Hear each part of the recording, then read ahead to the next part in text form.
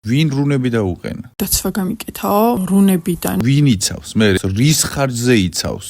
ეხლა რომელიღაც ბანდაში გააწევრიანა ენერგეტიკულ ბანდაში ესე გამოდის. მოდი შენ რუნების ბანდაში გაგაწევრიანებ. მე მოგიხმარ მთელი ცხოვრება, ჩემი მონა იყავი. რატო? იმიტომ რომ მე რო ეხლა შენ რო განკურნო, მწოდნა მჭირდება და რანაირად გაგკრო, მაგას მირჩევნია, რომელიღაც მუქი ეგრეგორში შეგაგდო და განკურნო რა, ვითომ ესე რუნები. ერთ დღეში აბლახა დაბლახა რაღაცა წაგიკითხო. ცენ ეხლა რას იზავენ? ხამ გოგოს პრობლემები ხო აქვს მუქებთან. წავა მეორე მუქის ეგრეგორთან და მოუხსნის ის სიმპტომებს დროებით. და ამ სიმპტომების მოხსნის საფასურად უფრო მეტ დაშვებას მიცემს მუქებს, მთელი ცხოვრება პატარა ბატარეად გამოიყენებენ. რა ეხლა რატო აწუხებენ ამ გოგოს? იმიტომ აწუხებენ, რომ ჯერ არ გატეხილა ეს გოგო. ამ გოგოს დემონები და ესენი იმიტომ ტანჯავენ, რომ ჯერ მის საწყის ენერგიასთან კავშირი არ აქვთ. და ეს ყველაფერი ემსახურება იმას, რომ ეს გოგო მივიდეს და გაწევრიანდეს ამ საერთო რომელიმე მუქის ეგრეგორში. და ეხლა წარმოიდგინე, რამდენი გააწევრიანა ამ რუნებში, Y-ს გავეყარე და U-ს შევეყარე, გავიგებ დღეს ეხლა მაგოგო სიტუაციაში და ეხლა უარესში აგდებენ რა რუნები. ამ გოგოს გასაკეთებელია ეს გზა, ამ გოგომ თუ არ გაიარა, სხვისი მონა გახდება ან სხვისი ბატარეა, ენერგო ბატარეა. ერთი და იგივეს ვაწყდები ამ სიტუაციაში. ადამიანს პრობლემა რო აქვს, მიდის ან მკითხავთ ან არ ვითომ კურნალთან. ამ გოგოს ტანჯავს ეხლა ეს მუგები აწვალებენ, Y-ში არის და მივიდა და მეუბნება რომ რუნების დაცვას დაგიყენებ. Y-ს გავეყარე და U-ს შევეყარე. რუნა არის U-ი. იმიტომ რომ იმ ეგრეგორში რო გაწევრიანდეს, ხო ის იქნება მთელი ცხოვრება მისი მონა და მთელი ცხოვრება კი არ უნდა იყოს ვიღაცის მონა. შენ უნდა გაიარო ის გზა რომ აღარ მოხდეს, მე შენი დაინფიცირება. ნახე, ეხა ხო დაუყენებს, თქვათ ეს ამას რუნას. ამ ადამიანს რა ისწავლა, ხო? ვერაფერი ვერ ისწავლა. იმიტომ რომ თავად არაფერი არ გაუკეთებია.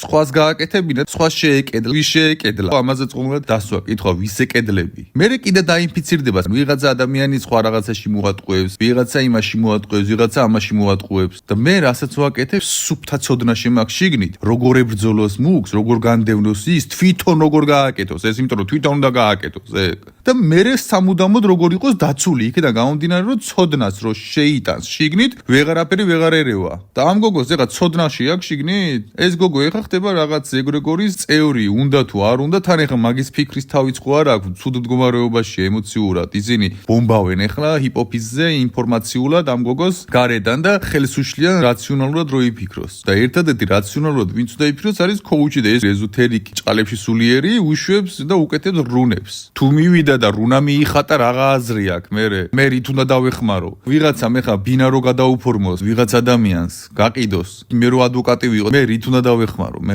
ესე ადვილად. თვითონ გადააფორმა, ხელი მოაწერა იუსტიციაში, თქვათ, ხო? რა თქმა უნდა, გამოსავალი ყოველთვის არის, თუმცა გამოსავალს ამძიმებს თითეული ესეთი თითქოს და ჯადოს მოხსნის რიტუალი ბრჭყალებში. ამიტომ იყავით ყურადღებით და ერთადერთი რისი იმედიც გქონდეთ არის თქვენი თავი და შემეცნება იმის შესახებ თუ როგორ უნდა ებრძოლოთ ამას.